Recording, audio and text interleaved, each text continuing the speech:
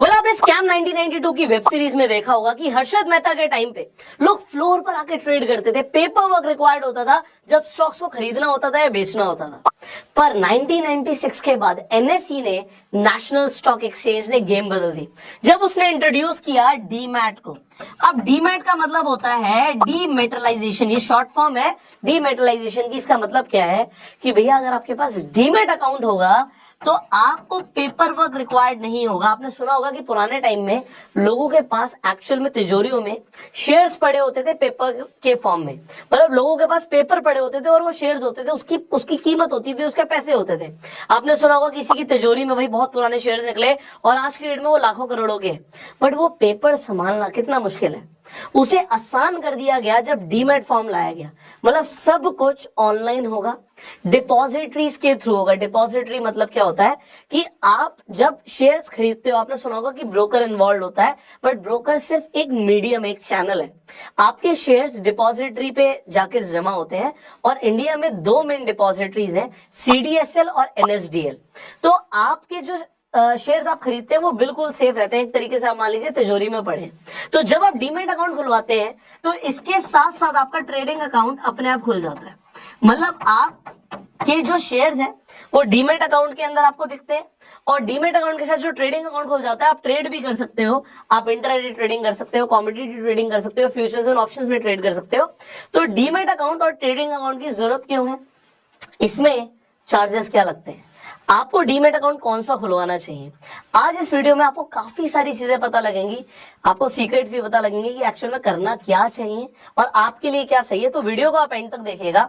अब जब आपको ये समझ आ गया कि भैया डीमैट अकाउंट की जरूरत है, अगर हम बिना पेपर वर्क के स्टॉक्स में, बॉन्ड्स में, म्यूचुअल फंड्स में, गवर्नमेंट सिक्योरिटीज में, एटीएफ में या फिर डिजिटल गोल्ड में इन्वेस्ट करना चाहते हैं तो हमें डीमैट अकाउंट की जरूरत तो है। पर अब सवाल आता है कि भैया किस ब्रोकर के साथ अकाउंट खुलवाया जाए। अभी ब्रोकर में मैं किसी का नाम नहीं लूंगा, पहले मैं आपको टाइप्स बताऊंगा। टाइप का मतलब क्या है, जब हम ब्रोकर की बात करते हैं तो बेसिकली आपको तीन तरीके के ब्रोकर दिख जाएंगे। एक आपको देखेंगे डिस्काउंट ब्रोकर। अब ये डिस्काउंट ब्रोकर्स क्या होते हैं मैं आपको ये भी बताऊंगा। दूसरे होते हैं फुल सर्विस ब्रोकर। अब ये फुल सर्विस ब्रोकर क्या होते हैं, एंड इसके बाद आते हैं आपके बैंक्स। बैंक्स भी आपको प्रोवाइड करते हैं फैसिलिटी, एज अ ब्रोकर ही बन जाते हैं बैंक्स भी, कि आप भी डीमैट अकाउंट खुलवा सकते हैं बैंक्स के साथ। अब डिस्काउंट ब्रोकर के साथ खुलवाएं, फुल सर्विस ब्रोकर के साथ अकाउंट खुलवाएं या बैंक के साथ अकाउंट खुलवाएं, अभी आपको सब कुछ समझ आएगा। देखिए बैंक से शुरू करते हैं। आप आज की डेट में बैंक्स में जाएंगे तो जनरली होता क्या है, बैंक वाले बोलेंगे कि डीमैट अकाउंट खुलवा लो हमारे साथ। तो वो आपको सबसे पहले बोलेंगे जी आपका एक सेविंग अकाउंट जो है वो खुल जाएगा, सेविंग अकाउंट के साथ आपका डीमैट अकाउंट खुल जाएगा और आपका डीमैट अकाउंट के साथ साथ ट्रेडिंग अकाउंट भी खुल जाएगा।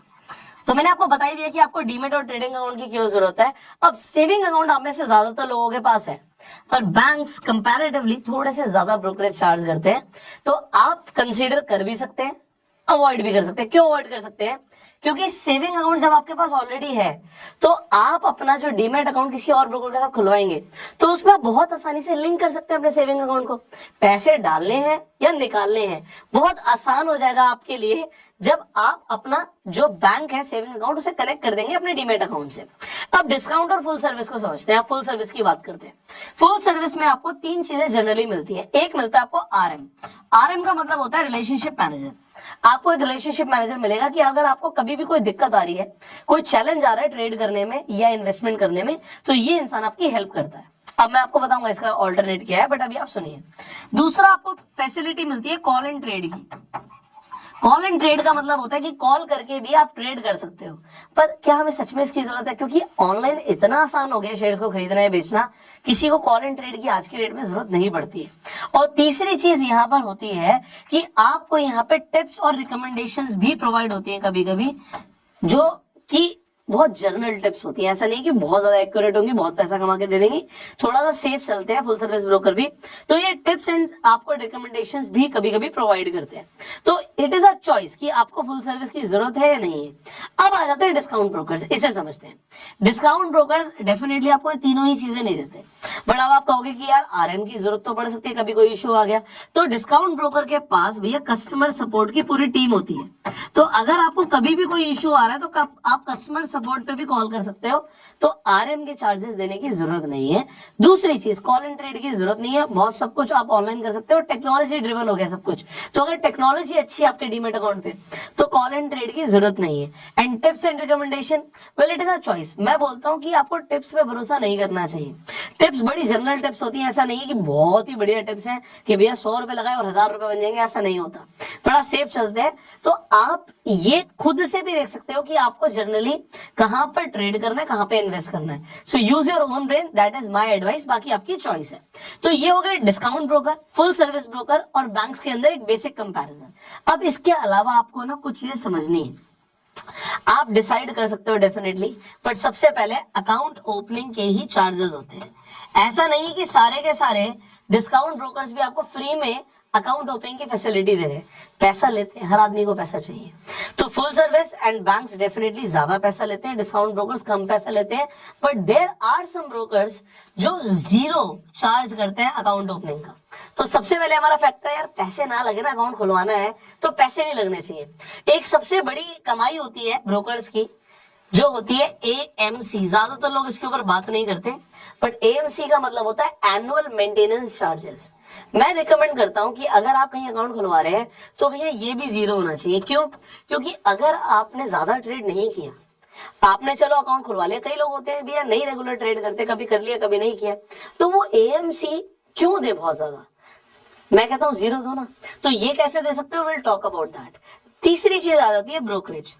ब्रोकरेज डेफिनेटली सबसे कम होती है डिस्काउंट ब्रोकर्स की।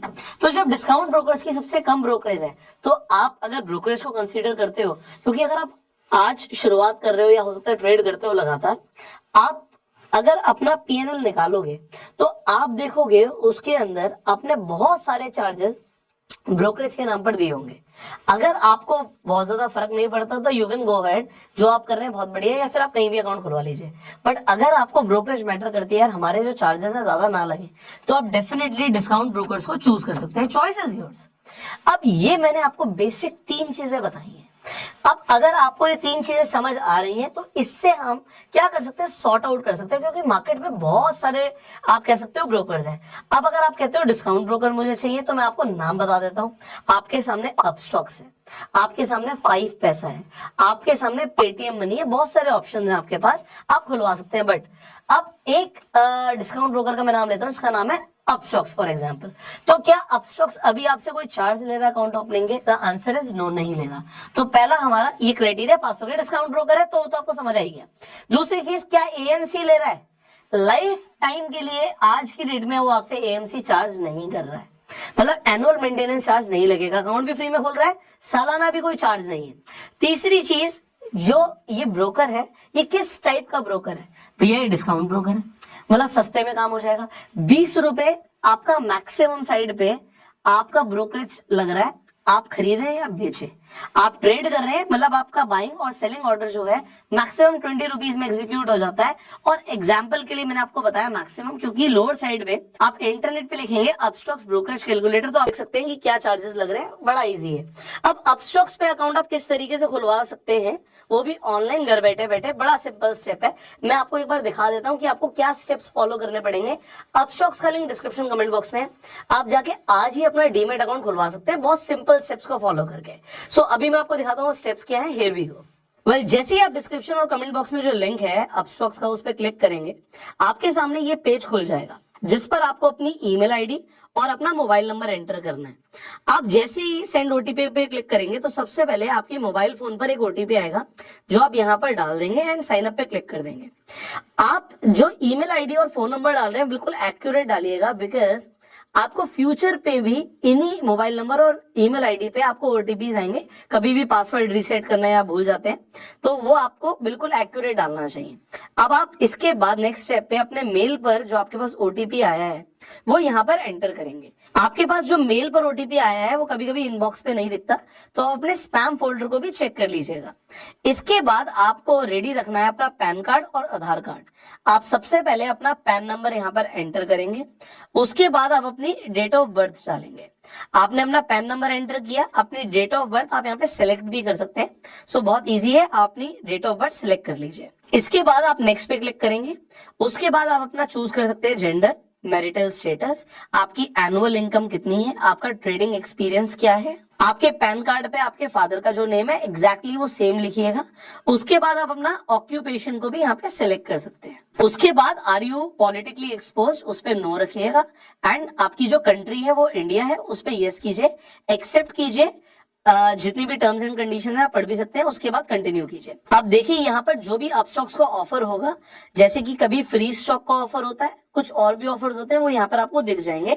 उसके बाद I want a free stock पे आप कंटिन्यू कर सकते हैं। फिर आपको डिजिटल सिग्नेचर करने हैं, जो कि आप बहुत इजीली यहाँ पे साइन कर सकते हैं।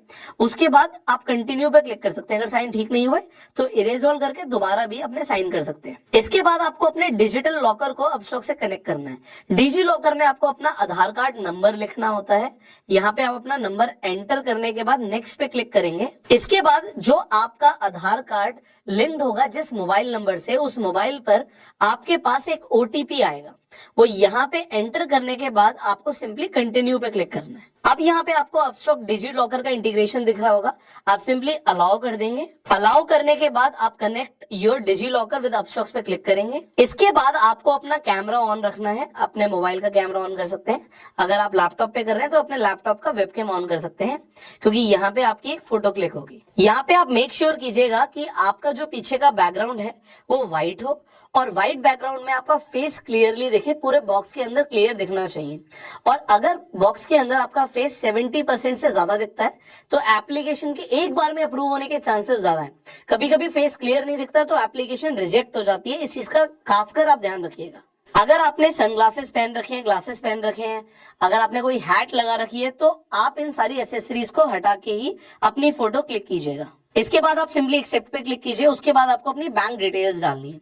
अब बैंक डिटेल्स क्यों डालनी है, यहाँ पर एक चीज ध्यान रखिएगा, जिस बैंक अकाउंट से आप रेगुलरली ट्रांजैक्शन करने वाले हैं, आप पैसे ऐड करने के लिए जिस अकाउंट में आपको पैसे वापस चाहिए होंगे जब आप स्टॉक्स को बेच देंगे, आप अपना अकाउंट नंबर बिल्कुल एक्यूरेट डालिएगा। यहाँ पे आप सबसे पहले अकाउंट होल्डर का नेम लिखेंगे, उसके बाद IFSC कोड लिखेंगे, आप उसके बाद बैंक अकाउंट नंबर लिखेंगे। आपको ये सारी डिटेल्स आपकी चेकबुक पे भी मिल जाएगी, तो अपने चेक पे देख लीजिए, आपको सारी डिटेल्स एक बार में दिख जाएंगी। ये बैंक अकाउंट स्पेसिफिकली आप ही का होना चाहिए, मतलब जो पैन कार्ड पे आपका नेम है, आधार कार्ड पे नेम है, बैंक अकाउंट भी उसी नेम से होना चाहिए। ऐसा नहीं है कि आप किसी और का अकाउंट डाल देंगे तो रिजेक्ट हो जाएगी आपकी एप्लीकेशन। लास्ट में आप देखेंगे अकाउंट टाइप है सेविंग। अगर आपका अकाउंट है तो सेविंग पे क्लिक करके आप कंटिन्यू कर दीजिए। कंटिन्यू करने के बाद आप यहाँ पर देखेंगे कि लिमिटेड टाइम ऑफर मिल रहा है, कि साइन अप फ्री में हो रहा है। इन फ्यूचर हो सकता है कि आपसे चार्ज लिए जा रहे हो। अगर चार्ज लेगा अपस्टॉक्स तो उसके बदले में आपको कुछ ना कुछ ऑफर जरूर प्रोवाइड करेगा। जैसे कि अभी आपको देखा कि फ्री स्टॉक मिल रहा है, तो कोई ना कोई ऑफर ले आता है अपस्टॉक्स, वो भी आपको यहाँ पर दिख जाएगा या अकाउंट ओपनिंग के बाद आपको मिल जाएगा। सो अभी फ्री में है, तुरंत अपना अकाउंट ओपनिंग यहाँ पे आप करवा सकते हैं। यहाँ पे आप पढ़ सकते हैं कि आपको यहाँ पे ब्रोकरेज क्रेडिट भी मिल रहा है 1000 रुपए का, और आपको कोई भी एनुअल मेंटेनेंस चार्ज यहाँ पर नहीं होगा, जो कि काफी बड़ी बात है। फाइनली यहाँ पे आपको सिलेक्ट करना है कि आप अपने फ्यूचर्स एंड ऑप्शंस, करेंसी और कमोडिटी सेगमेंट्स को भी एक्टिवेट कराना चाहते हैं। इन्हें आप करवा सकते हैं अगर आपको ट्रेड करना है। अगर आप बाद में करना चाहते हैं तो आप आई डू इट लेटर को सिलेक्ट कर सकते हैं। एंड अगर आप एक्टिवेट कराना चाहते हैं तो यहाँ पर ध्यान दीजिएगा कि आपको 6 मंथ्स की बैंक स्टेटमेंट अपलोड करनी पड़ेगी। अगर आप अपनी बैंक स्टेटमेंट अपलोड करते हैं तो एक चीज का और ध्यान दीजिएगा कि आपका क्लोजिंग बैलेंस कम से कम 10,000 रुपए हो। कुछ लोग क्लोजिंग बैलेंस को कम रखते हैं या कम दिखाते हैं तो आपकी एप्लीकेशन रिजेक्ट हो जाती है। तो 10,000 मिनिमम आपके अकाउंट बैलेंस में दिखना चाहिए। इसके अलावा आप अपनी सैलरी स्लिप्स भी अपलोड कर सकते हैं अगर आप इन सेगमेंट्स को एक्टिवेट कराना चाहते हैं। सो अभी के लिए हम आई डू इट लेटर कर देते हैं। आप चाहें तो एक साथ भी एक्टिवेट कर सकते हैं। तो सबसे आसान ऑप्शन होता है बैंक स्टेटमेंट को अपलोड करना। आप अपनी नेट बैंकिंग पे जाके आप डाउनलोड कर सकते हैं अपनी स्टेटमेंट को पीडीएफ फॉर्म में, और मैंने आपको बताया 10,000 रुपए बैलेंस आप रखिएगा, दिखाइएगा, तो एक्टिवेट एक ही बार में हो जाएगा, कोई रिजेक्शन नहीं आएगा। फाइनली ये सबसे इंपॉर्टेंट स्टेप है, क्योंकि कई सारे लोग इस स्टेप को कंप्लीट नहीं करते, तो डीमैट अकाउंट आपका एक्टिवेट ही नहीं होता, और वो है ई साइन। ई साइन के लिए सिंपली आपको आधार कार्ड पे जो आपका मोबाइल नंबर लिंक्ड है उस पे ओटीपी आएगा, वो ओटीपी आपको यहाँ पर डालना होता है। तो आप सिंपली ई साइन नाउ पे क्लिक करेंगे। उसके बाद आप अपना यहाँ पे नाम देख सकते हैं। आपको यहाँ पे ई साइन का जो गेटवे दिख रहा है वो दिख रहा है, आपको सिंपली यहाँ पे टिक करना है टर्म्स ऑफ सर्विस को, एंड सबमिट पे क्लिक कर देना है। इसके बाद आपको दोबारा से अपना आधार कार्ड नंबर यहाँ पर डालना है एंड सेंड ओटीपी पे क्लिक कर देना है। ओटीपी को आप जैसे ही वेरीफाई कर देंगे, आप देखेंगे यहाँ पे कि आप अपनी साइन डॉक्यूमेंट को डाउनलोड भी कर सकते हैं। And that is it, you are done. आपने सक्सेसफुली अपना डीमैट अकाउंट ओपन करवा लिया है।